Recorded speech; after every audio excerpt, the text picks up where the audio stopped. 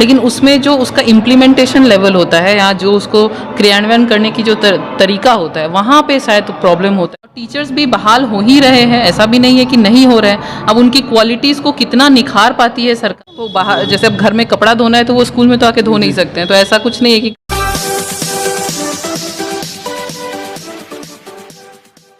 बिहार में शिक्षा की दिशा एवं दशा के बारे में बहुत सारे शिक्षक एवं शिक्षिका लोग चर्चा किए हैं और बाहर से भी आए हुए तमाम वरिष्ठ जन भी इसके बारे में अपना अपना प्रस्ताव रखे। इसके बारे में क्या कहना चाहेंगे कि बिहार में शिक्षा की दिशा और दशा क्या बढ़ रही है या पहले के दशक से घट रही है? देखिए, बिहार में जो शिक्षा की दिशा है वो दिशा हमेशा लोग जो इनिशिएटिव लेते हैं वो अच्छे के लिए ही लेते हैं। जो भी कार्यक्रम बनाए जाते हैं वो शायद जो बनाते हैं वो यही सोच के बनाते हैं कि इससे कुछ अच्छा होगा, लेकिन उसमें जो उसका इम्प्लीमेंटेशन लेवल होता है या जो उसको क्रियान्वयन करने की जो तरीका होता है वहाँ पे शायद प्रॉब्लम होता है मेरे हिसाब से, जिसकी वजह से वो सही दिशा पकड़ नहीं पाता है। और दशा की बात तो आपने सुना है कि सभी लोग बता ही रहे हैं कि क्या दशा है, लेकिन मैं पॉजिटिवली उस तरफ मतलब देखती हूँ हर तरफ कि जो दशा है वो ठीक हो रहा है। क्योंकि जब मैंने ज्वाइन किया था 2010 में तो मेरे विद्यालय में बिजली नहीं थी। हम लोग 2017 तक बिना पंखे के बच्चों को पढ़ाते थे और क्लास में 100 150 बच्चे होते थे। लेकिन आज मेरे विद्यालय में बिजली है, आज मेरे विद्यालय में स्मार्ट क्लास है, आज मेरे विद्यालय में +2 की बिल्डिंग है। तो यानी कि कहीं ना कहीं तो दशा सुधर रही है। उसकी दिशा को हमें ही दिशा देना है। और टीचर्स भी बहाल हो ही रहे हैं, ऐसा भी नहीं है कि नहीं हो रहे हैं। अब उनकी क्वालिटीज़ को कितना निखार पाती है सरकार और कितना उनसे काम करवा पाती है सही डायरेक्शन में, ये जिम्मेदारी सरकार की भी है और हमारी भी है। तो मुझे लगता है कि पॉजिटिवली ही दिशा जा रही है। ऐसा महिलाओं पे हमेशा सवाल उठते आ रहा है कि जब महिलाएं जो भी शिक्षिका कि जो क्लास में पढ़ाने के लिए जाती हैं तो घर से ठंडा के दिन में स्वेटर वगैरह लेके जाती है, अपना घर का काम जो कि विद्यालय में करती हैं। इसके बारे में आप क्या कहेंगे? क्या माने आप भी ऐसा करती हैं कि नहीं करती हैं? 10 साल से आप भी।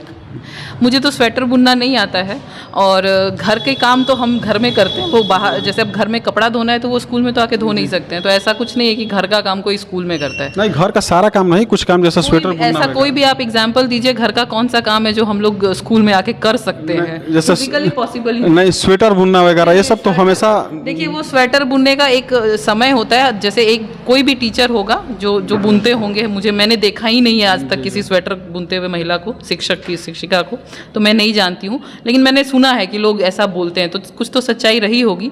तो हो सकता है कि 2 क्लास के बीच में अगर गैप है तो उसमें वो स्वेटर बुन ले।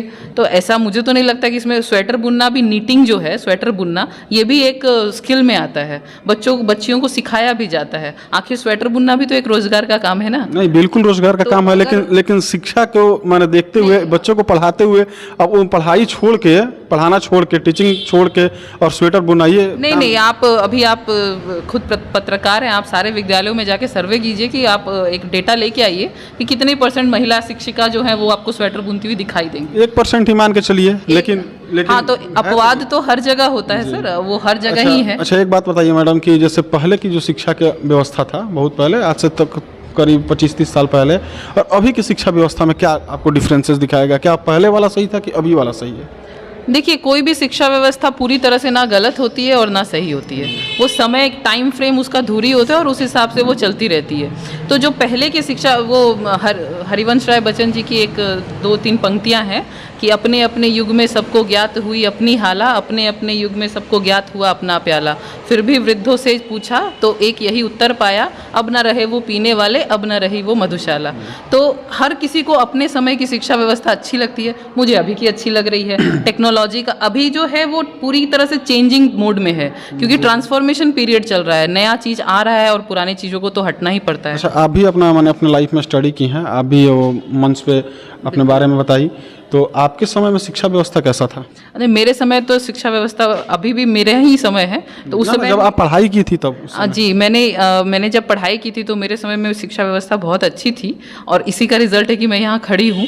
और मेरे समय में मैं विद्यालयों में जो सुविधा देखती थी, जो हमें जैसे म्यूज़िक सिखाया जाता था, डांस सिखाया जाता था, म्यूज़िकल इंस्ट्रूमेंट सिखाए जाते थे, कॉम्पिटिशन्स करवाए जाते थे, वो शायद गवर्नमेंट स्कूल में थोड़े से कम हो रहे हैं। लेकिन अभी हमने तरंग उत्सव भी देखा है, तो ये शुरू हो रहा है, ऐसा नहीं कि शुरू नहीं हो रहा है। कुछ लोगों को ये चीज़ें अच्छी लगती हैं, कुछ को लगता है कि ये सब बेकार है, सिर्फ पढ़ाई होना चाहिए।